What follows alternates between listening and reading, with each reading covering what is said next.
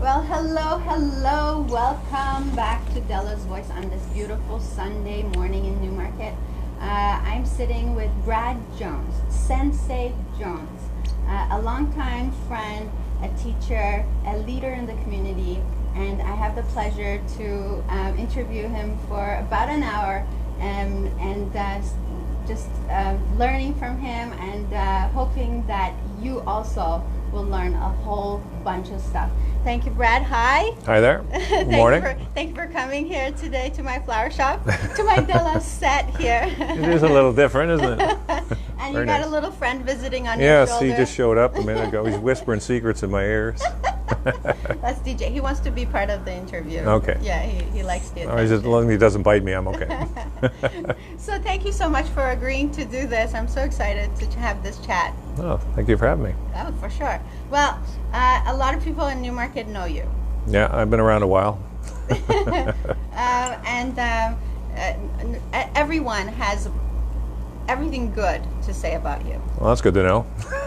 That's for sure. Why do you think that is? Oh, gosh, I don't know. I just do what I do. We talked earlier about living your passion and so on. So people who become well-known don't decide one day, I'm just going to become well-known. It's because they're busy doing something and not being deterred from what they're doing, and people take notice of that sort of thing, I suppose. And especially if you have a particular gift and you're living it. Hey, you get out of there. DJ, get out of there. You can shoot him if you want. That's okay. He's fine. Yeah, I think that's all. And you're out there. Back in the day when I used to compete, the papers were really good at supporting me. The first time I went to Japan back in the 70s, it was interesting. I came back and they did a full-page article. And they even mentioned in the article, he even ate raw fish. His sushi back then, I'm talking 70s, was pretty foreign for this area. Yeah. And now it's everywhere. Everyone eats sushi, so times have changed. But I've been fortunate in the community that I've been supported that way, local media and so on. And you just keep going. And then now it's my students who compete at world championships and so on, and various events, and they get notoriety. So it's 43 years I've been running my school. And personally, I've been training in martial arts for 50 years now, this year. So you do something, and if you're pretty good at it, people notice. I know that you go to Japan. Is it almost every year you Pretty go much there? every year, yeah. Why do you do that? Why do you still do that? I mean, you've accomplished so much. Well, I can answer that in another way. There's a fellow I knew who was an engineer, and he'd been an engineer for 40-something years, and he would go to these conferences, and the same question was asked. I said, well, why do you keep going? You've been doing this, you're top of your field. He said, well, if I go somewhere and I learn something, then I know I'm not on the leading edge. So when I go to Japan and I find that, yeah, I'm on the right track, I'm comfortable in knowing that I'm where I need to be, and the quality of what I'm doing is where it needs to be.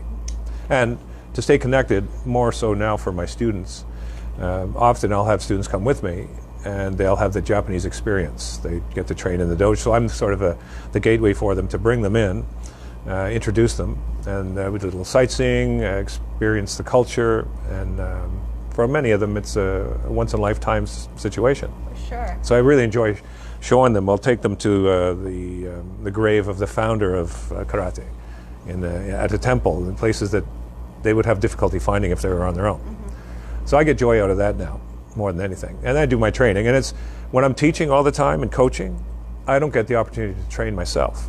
So when I go to Japan and I line up with everybody else, and there's people there from all over the world. It's the headquarters for our world organization.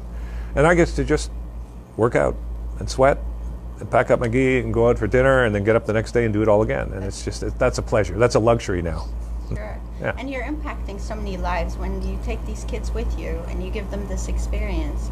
And I know that you actually have, you fundraise for them to be able to go. Yeah. So that's wonderful, because otherwise they wouldn't maybe get Well, yeah, it's, karate is not we are in the Olympics this year, actually, for the first time in July or August. But for years, we weren't supported as a sport the same way as judo, for example, which is an A sport, competes at the Olympics. So just a trip to Japan, for example, to compete, between airfare, hotel, food, and so you're talking $3,000 to $5,000 per person. And if they're young, the parents go too. So we do our best to do the fundraising throughout the, well, we started 2 years ago for this one, because next October will be our Worlds in Japan. And we want to be able to at least cover their airfare and their hotel and so on, so that they can just focus on their competition, do their best they can. And personally, I don't care if they win or lose, that they get out there and do their best. They're on the mat with the best in the world, and they bring that home, and that infects everyone else in the dojo, that they've been there, and bring that energy, and they see for themselves, they see it, they smell it. This is what it takes to be the best. And they usually end up going back again and doing better. What does it take to be the best? Commitment. All the things, all the words we hear, commitment, sacrifice.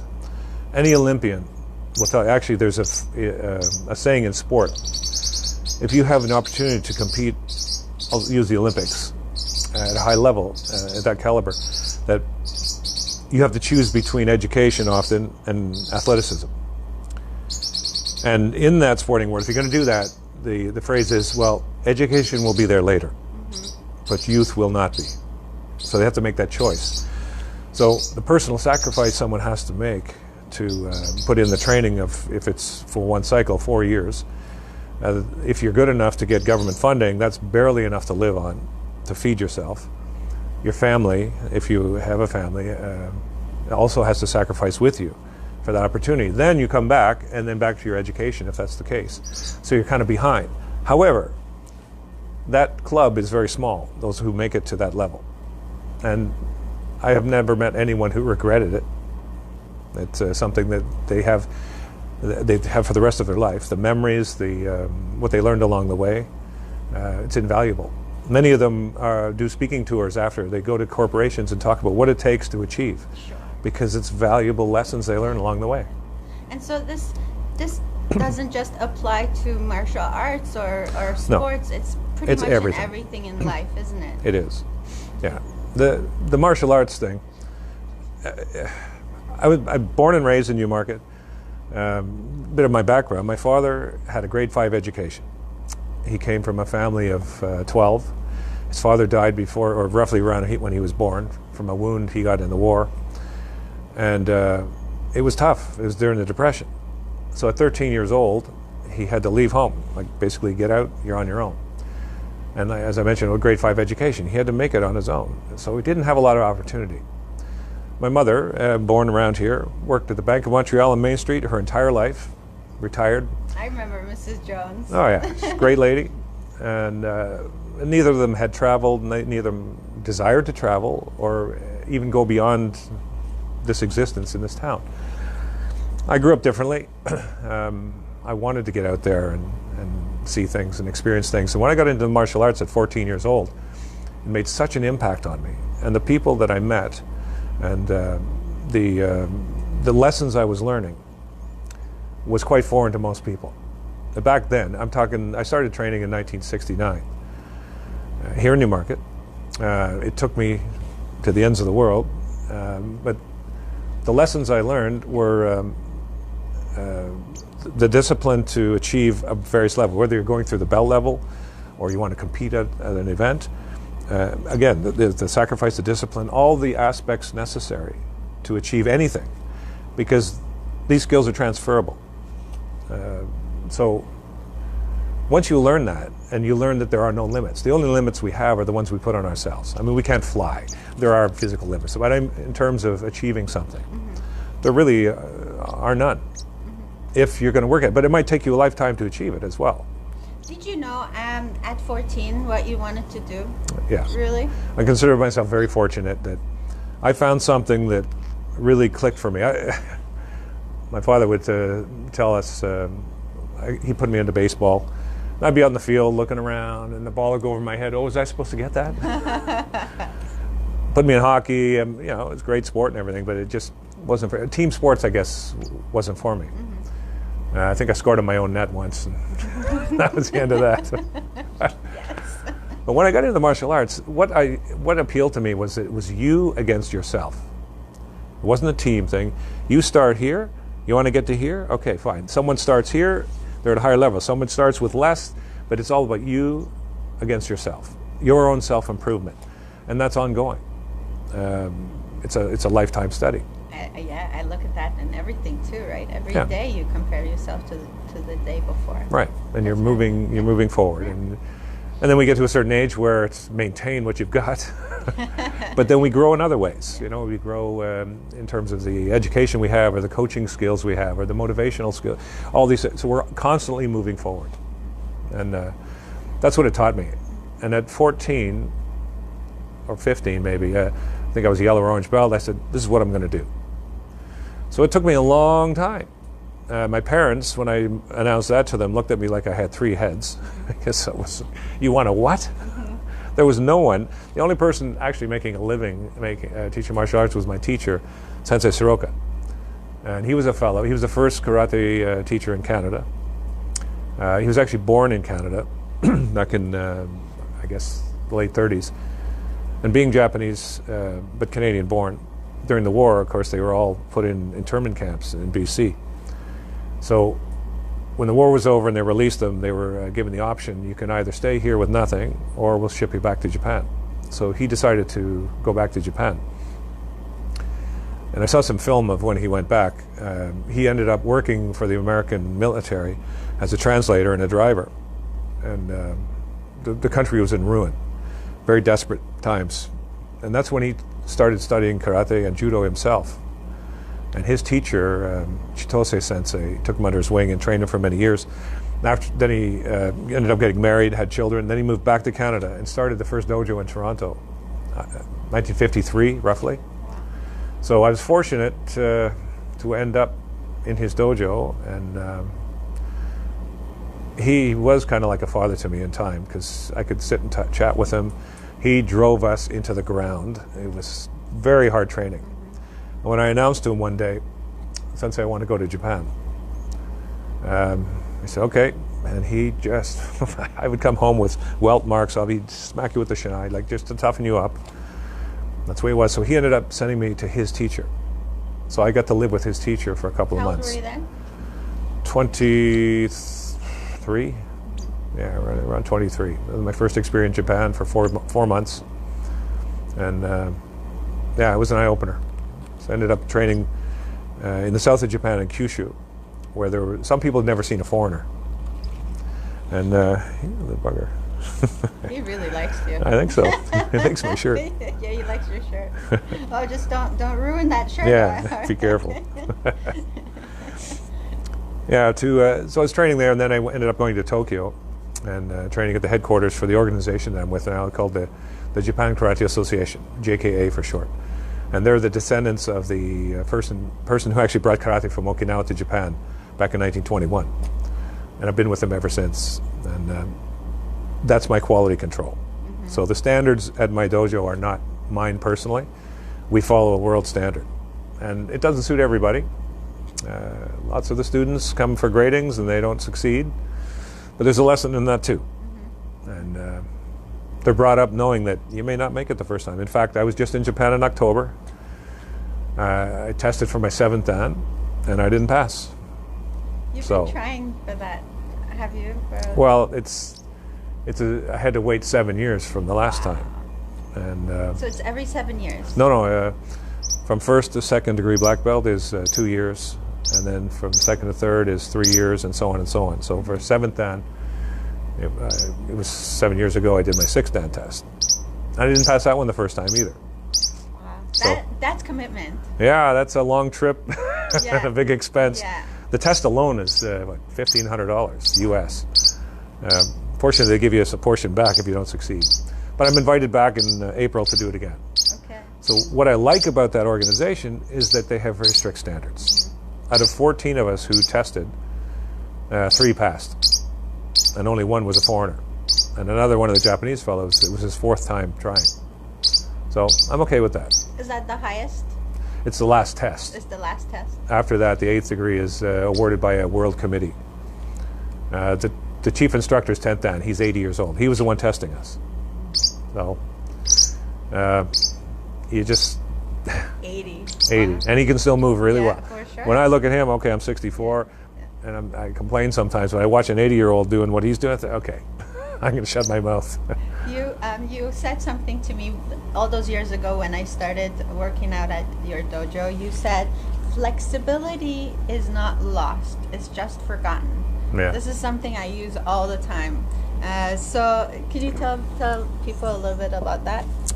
Well, I'm a little more crude in my classes because I'll talk about flexibility. And one of the signs of youthfulness is being flexible. So it's like in nature. The only things that are stiff are dying, like an old tree with a stiff branch and the wind blows and the branch breaks off. So if you can keep your body supple, it's something I learned more recently, that those who practice stretching or yoga, any practice that involves a lot of stretching, when you're stretching your muscles, you're also stretching your veins and arteries, which keeps plaque and so on from building up. So aside from keeping flexible muscles, it's just generally healthy for just about every part of your body. And yeah, daily routines are important, or if not daily, often, to keep your flexibility. Once that starts to go, then the joints start to seize up and they don't get the fluid necessary to keep it moving. Motion is lotion. It certainly is. I There's heard so that many from someone phrases too. out there that, I know. yeah. Okay, that's awesome. Yeah. Oh, that's so good. So recently you were indicted into the Hall of Fame. Yeah, that was a big weekend. That was just two weeks ago. Yeah. That's the Canadian Black Belt Hall of Fame.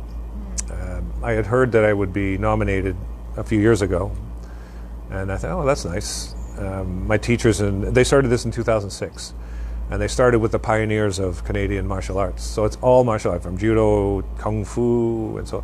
And that was a really special moment. There were 6 of us inducted into the Hall of Fame. A couple of people I'd heard their names my whole life but never met them. Bill Hine and Jalal Mari. When I was younger, I did a few action movies. So I was in 2 of his movies. I saw one. Yeah, they're B movies for sure. I saw one. That's cool though. But it was fun doing it. Talking to a celebrity. Well, you got to get out and try different things. And actually back then I thought I was still at an age I could have, I wanted to go to Hollywood, and I did actually. In Los Angeles. And there's a fellow in Toronto, a Japanese instructor, who is affiliated with an instructor in Los Angeles.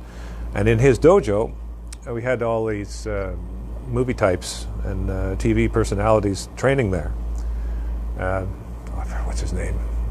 It'll come to me.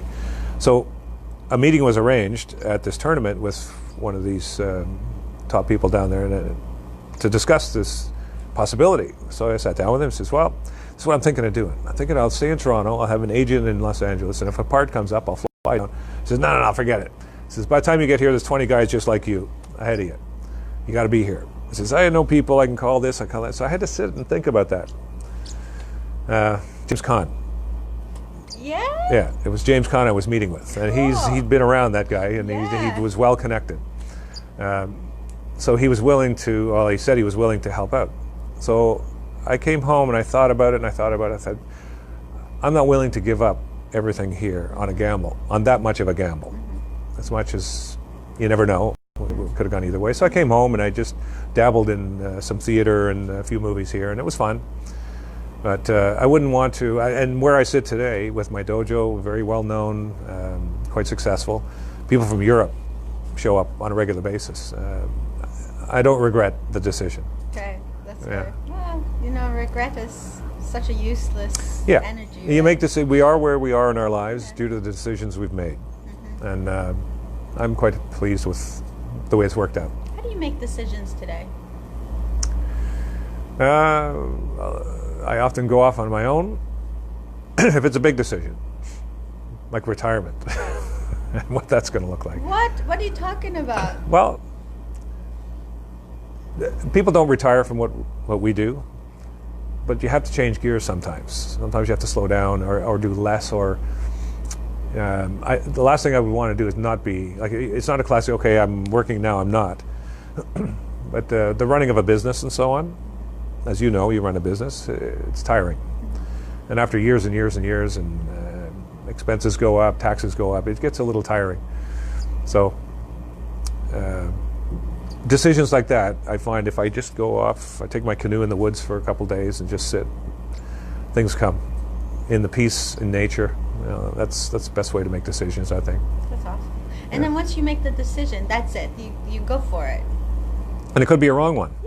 Yeah. Brian Tracy, very famous motivational speaker, he would often say, 80% of the decisions you make will be wrong.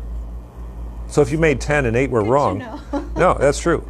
So if you made 10 and 8 were wrong, chances of making a lot more are less. But if you made 100 decisions and 20 were right, well, and this is the mindset of an entrepreneur. You have to make decisions, and maybe they're wrong. So rather than stew over it, okay, get that one off the table, let's do this now. Yeah. I think the most useless thing to do is being indecisive. Because you just waste so much time, right? And you're so right. Looking back now, I've made a lot of wrong decisions, but they've gotten me here to this point, right? Oh God, So we've you all kind of learn lessons from them. There's a term I learned, analysis paralysis. You think about it too long, nothing happens. You've got to get off your butt and go take action. That's good. I'm going to write that. Yeah, you can use that. Analysis paralysis. Yes. So I want to talk about your book. Okay. Tell us a little bit about your book. So I'll talk about the experience first. So I made a decision many, many years ago that I wanted to be a martial arts instructor, run a school. That was my dream. And I focused a lot of time and energy on going toward that dream by doing the training, traveling to Japan. I had a lot of failed relationships because of the time commitment toward. I was a competitor in the 80s on the provincial team for 10 years straight, national team in 83, 84, and traveled all over the world. So it was a big time commitment. I had no time for anything, and I had a full-time job. So the goal was always to have a full-time school, but I started with a small-time, part-time school. In fact, I started in the Newmarket Legion. And then finally rented a space on Main Street and built a nice little dojo, and I would teach in the evenings with some help from other instructors.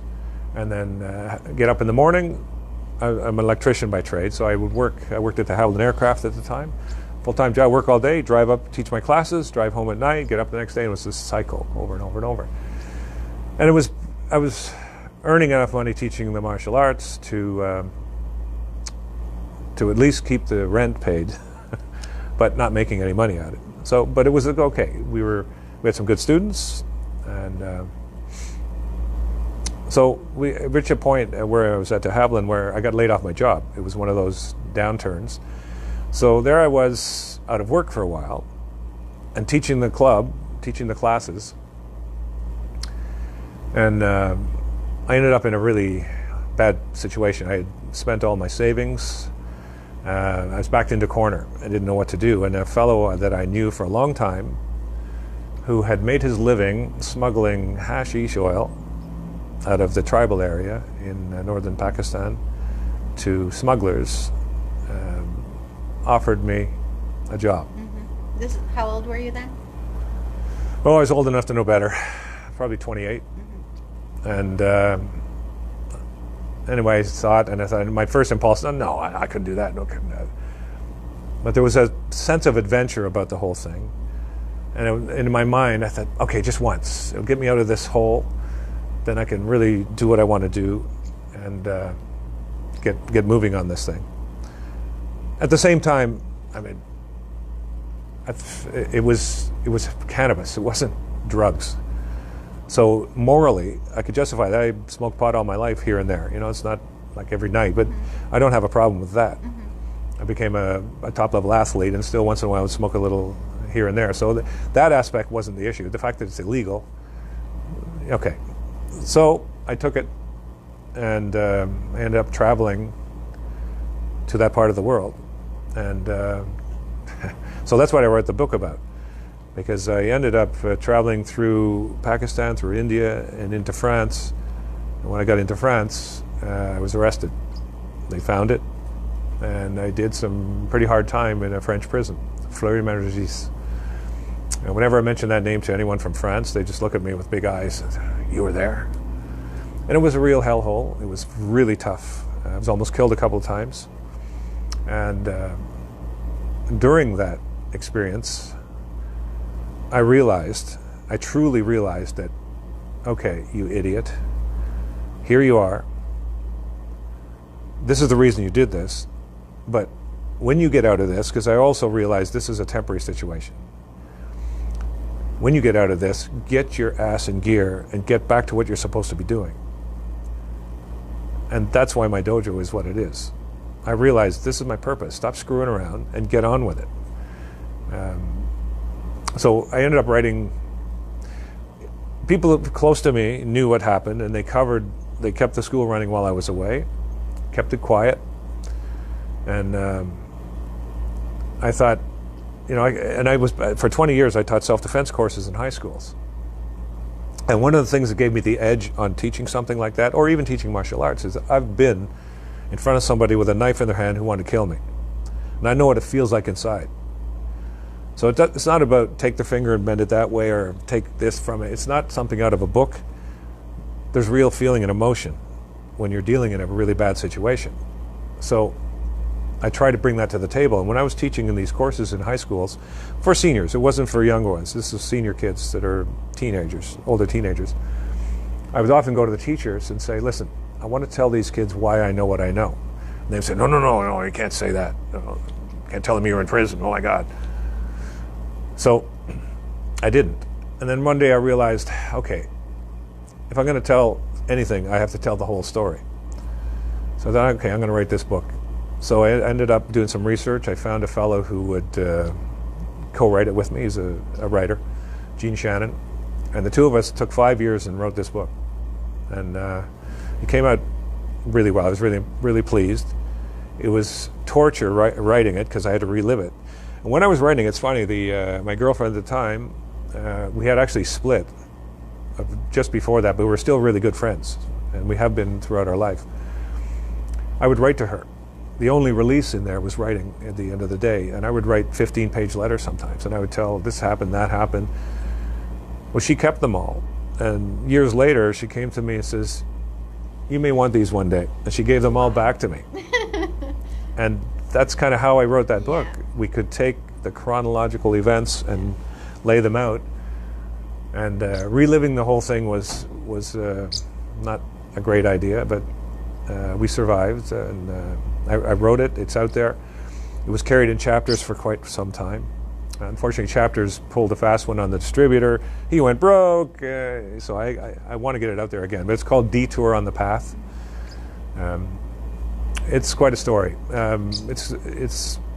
It was written through the eyes of someone born and raised here. What I experienced, nothing glorious, no glory in it, and the true emotion that I felt during the experience, and what I learned from it. And the way I wrap it up is, hopefully any young person can read that and get some, wisdom out of it. So I read Detour on the Path, and it's really well written. And I got to tell you, when I was reading it, I could almost live those moments there. And it seemed to me that it was first of all, what an extraordinary journey to be able to live that and come out of it with your head above the water, right? But also taking that experience and turning it into something amazing, like the journey with your martial arts school that is today. So you said something really good. It's a temporary situation, and a lot of people, when they're going through rough times, that's really hard for them to get their heads wrapped around. That's true. What do you suggest? Like, what are some suggestions? Well, a friend of mine, he's an instructor in my school now. He's been a policeman all his life. I've known him since he was a kid, and he's a grown man, 50 years old now.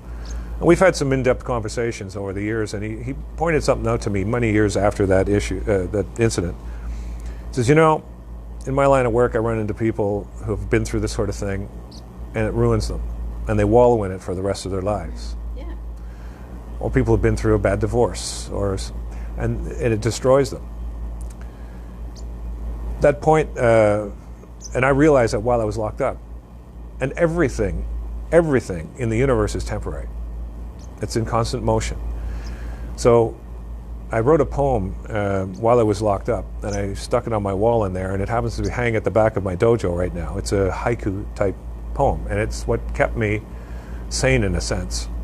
And it's the gray skies that cloud our lives are sure to clear as a dawn breaks an endless night. Say again. The gray skies that cloud our lives are sure to clear as the dawn breaks the endless night. Yeah. So the realization that there's no such thing as an endless night, but it might seem that way. That was a realization that this is temporary. Would it be a year? Would it be 2 years? Would it be 3 years? But you had to look past that and say, okay, I felt sorry for the guards that worked there. They're going to be there after I'm gone. The trick there was staying sane in that madness and that violence. There was violence every day. There was a fellow that I met in there who spent 5 years, and I kept in touch with him, English guy. And I went to visit him after he was released, maybe a few years after he was out. The poor guy was just sitting in a dark room, catatonic. It destroyed him. I was very sad to see that. So it does that to you. So taking an experience and learning from it is the trick.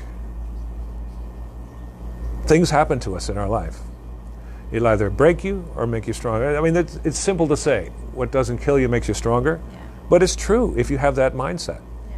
And I think I got that from martial arts. The training can be brutal, but the beer tastes so good afterward. My sensei used to say, in order to appreciate heaven, first you have to taste a little hell. And he would put us through hell on those hot days with that stick, and 100 times more, 10 times more, and then they'd trick you to do another one, and you're just completely physically and mentally exhausted. But then afterward, wow, the breeze on your skin. Oh, it's 32 degrees outside, but it feels cool because you just came from this sweat box training. So if we treat ourselves too gently through our lives, what are you going to get? If you put yourself through something difficult, that's how you come out the other end, if you have that mindset. And that's what it takes. Because a lot of us have big goals, and we have all these things we want to accomplish. Yeah. Right? Well, and so get on with it. If you aim for the stars, you might hit the moon. If you aim for perfection, what you'll get is excellence. Because no one's going to reach perfection. But if you strive for it, you will hit excellence. That's so good. Good enough is not good enough. I teach my students that all the time. You want to do a grading? Good enough is not good enough. Mm-hmm. Where, unfortunately, most of our society, good enough is good enough. It's just the way it is. If you want to go past that... Why do you think that is? Well, especially in our society, because it's a very easy, convenient society that we live in.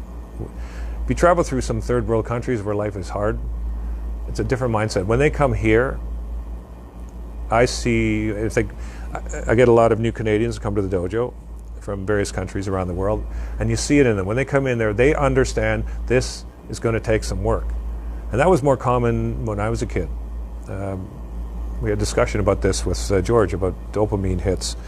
And we get instant glorification by playing a video game and winning, or doing this or doing that, whatever that might be, where generations before had to work hard to they had to walk up a mountain to ski down it, not sit on a lift and then ski down it. So it was a different reward mechanism, I suppose. Anyway, what it comes down to, you've got to put the effort.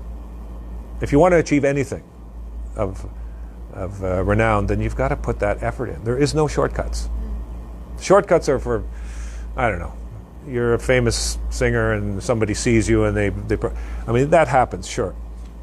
But they've done the work before. Yes, and that's important to remember, Yeah. that whoever you see, we compare ourselves to other people in our field sometimes and try and see where they're at, but we don't know what they've been through. No. Right? So. Oh, I've heard this so many times. It takes on average 20 years to become an overnight success. I've heard this with a lot of musicians and so on. They've been out in bars for God knows how long, and all of a sudden they're on the radio. Oh, you're lucky. I've heard that even about, oh, you're lucky to have this dojo. Lucky. I don't like that word. What is your take on luck? On luck? works in lotteries. Sometimes meeting a person, you just happen to be in the same place as that person. There is times when luck comes in, but when it comes to achieving something, no, you don't get a university degree by luck. You don't get a black belt by luck. You don't, so on and so on and so on. That's where the work comes in. The no shortcut effect. So. How about when you hear someone said, I'm just unlucky, nothing good ever happens to me? What's your take on that? Maybe that's the 80% of the decisions that they made that were wrong. They've just got to flush those down the toilet and move on. Oh, we talked about how to, when we come to going through a bad situation, we need a mechanism to heal, we'll say. And there are some mechanisms around, but not so many in our culture. I have a lot of Native friends, and we do sweat lodge from time to time, and that's a very healing experience. What is that? Sweat lodge? Yeah. It's a Native ceremony, and it's about healing. You go into a lodge that's built on the ground on Mother Earth, and the door faces east, where the sun rises. And when you go inside, you form a circle, and the grandfathers come in. These are heated rocks. The oldest spirit on Earth is the stone, the rock of the Earth, and they're superheated to red hot. They're brought inside. The door is closed. It's complete darkness. Juniper tea is thrown on it, and it's vaporized, so it's hot steam, and you sing. And you sing. You beat on the earth, and you sing, and you sing, and whatever is in you, whatever needs to come out, can come out. And it's grueling. You could pass out in there, so it's so hot. And you work on whatever it is that you're carrying to get it out of you. And after when it's finished and they open the doors and the steam goes out, the idea is that whatever negativity that you've been carrying, whatever you needed to unload, the wind takes it away. And when you crawl out facing east, you're sitting on Mother Earth. It's like you're being reborn. So you're crawling out on your hands and knees to be reborn and face it. So my Native friends would say, okay, they would often get a message to pass on, and sometimes somebody would be told, take this cloth into the woods, tie it to a tree, make your wish known verbally, then walk away and never come back to that spot. So leave it there. In my case, with my situation in France, writing my book was a part of a healing process. And when the book was finally printed, the boxes arrived. I opened the first box, took one out. I said, this is from my mother. Second one, I took out, that's for me. And the rest went off to be distributed. And later that summer, my wife Kelly and we went off on a canoe trip, and we were in the middle of Algonquin Park on Big Trout Lake. And I went in the tent, and I got that book when we're sitting around the fire, looked at it, put it on the fire, and watched it burn. So in a sense, the story I ripped out of me, put it in this book, burned it, and released it to the universe. So for me, it was a very healing experience. So I'm free to talk about it now. I'm not confined with this secret, so to speak. And back to that, just writing that story was very risky.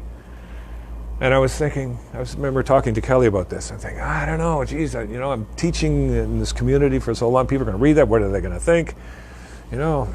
Teaching kids and that sort of thing. And I came up with this realization one day. I said, because I sail too, I'm a sailor. I said, would I rather learn how to sail by somebody who only sailed around Lake Simcoe, or somebody who sailed across the Atlantic in a hurricane? Oh, of course. So I said, damn it, I'm doing it anyway. Yes. If they don't like it, too bad. But if you're coming to my dojo, you know that I have lived this. Yes. And field tested what I know. And if you want to learn from me, that's it. But the person you are today is because you lived that experience. Of course. And so that's so inspiring, right? Because sometimes we're so afraid to put out there what we truly lived, and just like you said, oh, what about my reputation? What Yeah. about what people would think, Yeah. right? And we can be too concerned with, and we do need to be concerned what people think. We run businesses and so on. You can't be so far out there that you don't give a crap about anything. But there's got to be some sort of balance. There's a point where you got to live your life honestly and sincerely. And if you're not hurting anyone, and if you're actually contributing, then so be it. You know. So it's worked out fine that way. Ah, that's so good. Yeah. That's so good. Are you done with that? Okay. All Yeah. right. So I want to ask you, Yeah. what would you say to someone who is looking for their passion? How would I don't think you can someone look for it. You can't look for it? I don't think so. I really think it's wise. A lot of parents are doing the right things with their children today, and they're exposing them to different activities. Great, because that's, in fact, my parents didn't do that for me. That was something I found on my own. They were exposing me to some different things, but that came out of left field, and it just appealed to me. But sometimes it's just something you see on a TV screen or on a sign, or you see a demonstration of something. Something clicks. And for some people, that becomes a lifetime thing after that, no matter what it is. So I don't know if you can actually go looking for it. You just have to be open to it, I suppose. How would you be open for it? Well, that I can't answer, because of my experience, I found something and pursued it. Where if you don't know what your passion is, and that's a little, I wouldn't call it sad. It's just, it's too bad for some if they find it too late. I've often looked at, there's life by design, and there's life by accident is probably not the right word, but there's just, it's like you're a cork in the water being blown this direction, but not because you want to, because that's the way the wind's blowing. But when you've made a decision you want to go somewhere, the wind's not going to blow you anymore. You're going to find another way. Well, if you're a sailor and the wind's blowing that way, you tack this way, and then you tack that way. But you can get over there even though the wind is blowing in your face. And that's what it is when you have made that decision, and you have. It starts with an idea, and that idea will grow into a dream, and that dream become a goal. And all the goal is a dream with a deadline in the end. So. Yeah, that's a tough one to answer. How important is it in life to have mentors? Oh, you can't get anywhere without them. And it's been my experience. I grew up reading about certain people or hearing stories about them. My heroes when I was growing up. I've met most of them, and for the most part, people who have achieved their level in their life. He's back. They're usually pretty open. If you just call them, hey, or if you meet them somewhere and have a conversation, most are open to have a chat with you. And no sense trying to reinvent the wheel. If somebody's doing what you want to do, then either meet them if you can, read about them, or study them somehow and say, well, what did they do? What was their background? How did they do it? Put it this way, if somebody else is doing it, you can learn it. Yes. It's one of those putting these limits. Well, I couldn't do that, or I couldn't do that. I could never learn another language. I could never learn an instrument. I could never. Listen to what you're saying to yourself. I could never. In fact, the worst four-letter word in my dojo, and you'll do 100 push-ups if I hear it come out of your mouth, is I can't. Oh. Can't. Worst one. It's so bad what we tell ourselves. And I teach those kids, it's okay to say, I'm not very good at this, or I'm having some trouble with this, but don't you ever say, I can't do that. Because I'll never make you do something that you can't do. Physically impossible to do. So explain why is that so bad for us to say I can't? Because we're putting limitations on ourselves. The kids, 10 push-ups. I can't do 10 push-ups. Okay, now you're going to do 100. And I have somebody sit there and make them do 100. Can you do 10? Yeah. With pleasure. Yeah, well, those are the things that parents bring their kids to our dojo, and of course, what do they want to get from it? They want them to learn discipline. They want them to learn all the things they talk about. Commitment. But that stuff doesn't come easy, No. and that's a learning experience. Yeah. I can't do 10. Well, I'll do 100 then. Yeah. What? And they'll do it. It might take an hour, but they're going to do it. So I see parents their commitments to their kids all the time, and Yeah. how like they're on it. They take the kids from this class to that class, from this practice to that practice, never late. They run around getting the kids to different places. But I look at that parent, and they have such lack of commitment to themselves and their own Yeah. wellness. Yeah, that's true. The I have a gym in my place, Yes. and I let the parents use it free Yes. for that purpose. Yes. So you're bringing your kids here. Well, get your butt in there and do a workout yourself. And some take advantage of that, which is nice. But yeah, raising children is the most important job there is. Raising that generation, not YouTube or not an iPad. You got to spend time with them. You got to be with them. And actually, I've found over the years, the kids that parents are really there and they're supportive do, not always, but often do better than those who parents drop them off and they go somewhere else and they pick them up at the end of the day. And unfortunately, that happens sometimes, that those parents will take their kids out for whatever reason. And it breaks my heart because these kids, they're sincere, they work hard, and then, oh man, this kid had potential. If the parents are there actually seeing that, they may not take them out if they see how well they're doing and what they've learned. And so yeah, I've noticed that over the years. And sometimes too, a parent's commitment to their own health and wellness journey is a good example for the kids. Yeah, right? absolutely. Because They got to take that time. I'm sure you've heard the story over and over. Well, I don't have time. We all have 24 hours. Yes, exactly. Right? So why do people have huge achievements and others don't, and we only have the same amount of time? Yeah. What's your take on that? I think it's more of a desire, but then there's some parents who kind of live through their kids too, and that's a bad habit to fall into, and they forget their own growth. Ah, that's so good, right? Yeah, a lot of parents do that. They live through their kids. Yeah, and their achievements and so on, and it's true, they forget their own health and their own growth, and and then on the other side, I see some parents that are just the opposite. So the whole family is moving together. Yes. That's great to see that.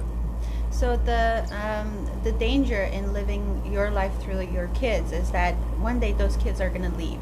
Right. And then you're left. Yeah. What have you got now? Yeah.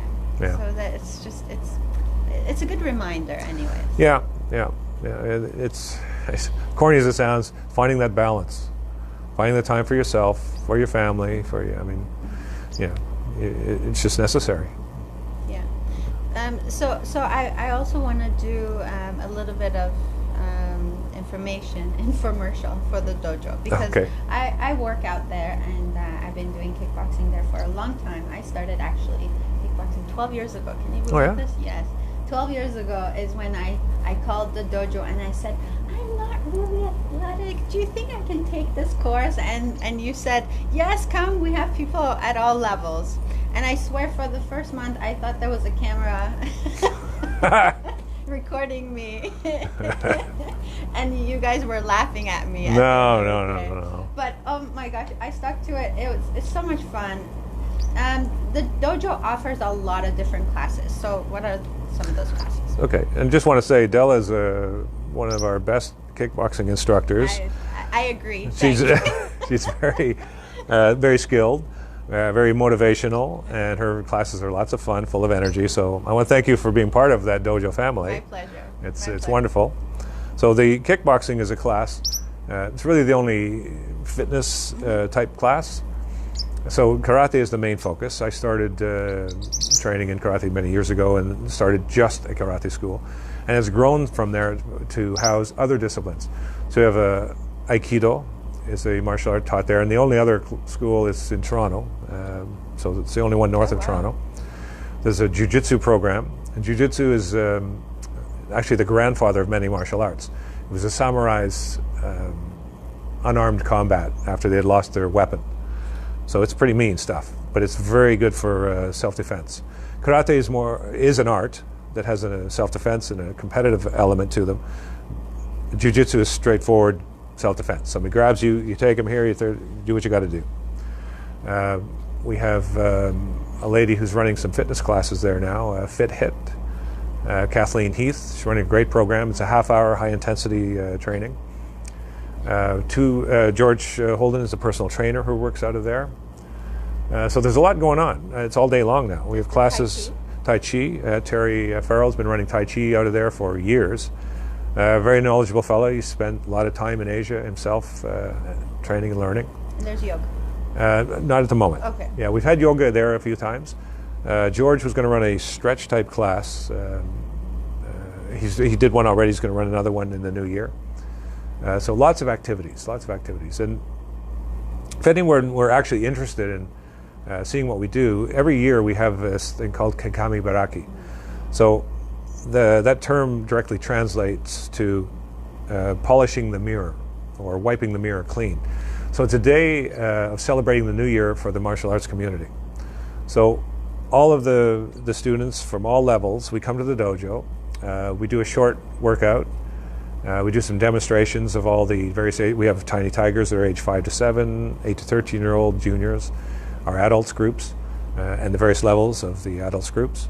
And we all do some demonstrations, and then we have a potluck lunch. So parents who bring their 5-year-old, for example, come to this and they say, wow, I had no idea all this was going on and how far you can actually go with this sort of thing. So I've often invited people, if you're thinking about martial arts or you're even curious about it, come down. It's an open house. There's no cost. We're down at 244 Main Street, Main Street, of course, Main Street South. Beautiful dojo. It is a very nice dojo, I have to admit. It's so beautiful. It's become quite famous. Yeah. It's probably the old theater. It was the old Odeon Theater. I saw my first movie there when I was a kid. That's so cool. Yeah. So, yeah, if anyone. Day is, what Oh, day is it's that? always the second Sunday of the new year, so it's the 12th of January, from 10 till 2. People bring stuff. Yeah, we send a letter home to everybody, and what we do is encourage people to bring a dish of their ethnic background. And we put it all on a table, and it's one of the best meals of the year, man. Yeah, it's just there's a lot of food there. a lot of food, Yeah. a lot of different flavors and tastes, and it's a great day. Yeah. So for sure, so drop by, have a look at the programs there, and see what would work for you.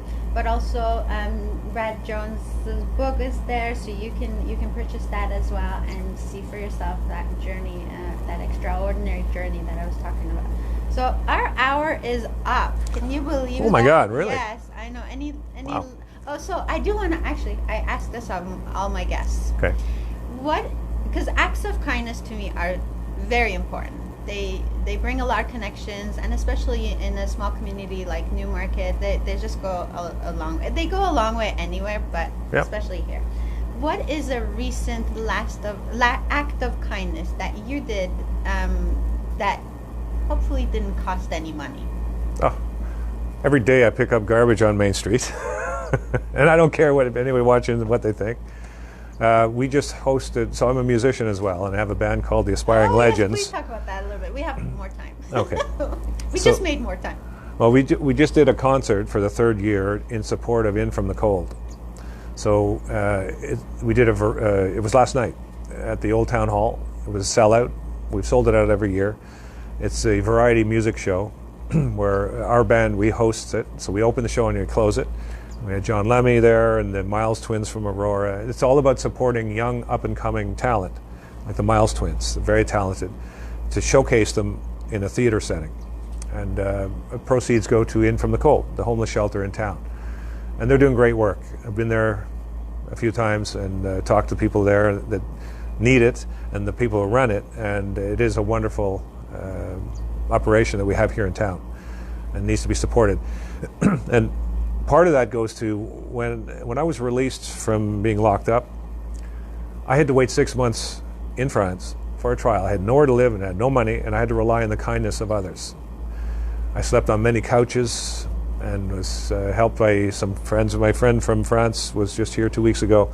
We've been friends all these years, since '84. Wow. And there are times in our lives where we need help. And that's what that's for. There are people that they've fallen down and they're having a hard time getting back up. So they need that support. So that's kind of why we're doing that. It's a lot of fun to do the concert, but it's also supporting something in our community that's necessary. That's awesome. Thank you so much. You're welcome. So this has been a pleasure. You have so much to teach everyone. Well, thanks. I appreciate everything you do for our community here, but just just the way you impact the world is just amazing. And Well, thanks for having me. Thank you. It's my honor to know you, and to seriously. I'm so happy that our paths have crossed, and it has certainly turned my life around. Knowing kickboxing and how it has impacted my life, so I want to thank you for that. And so come and visit the dojo. Come and join my kickboxing class. It's a good one. Yeah. First one's free, so you can Yeah. try it. So thank you very much for watching. So happy that we got to do this chat. As always, this is Dela's voice, hoping to spark your soul. Ciao. Bye-bye.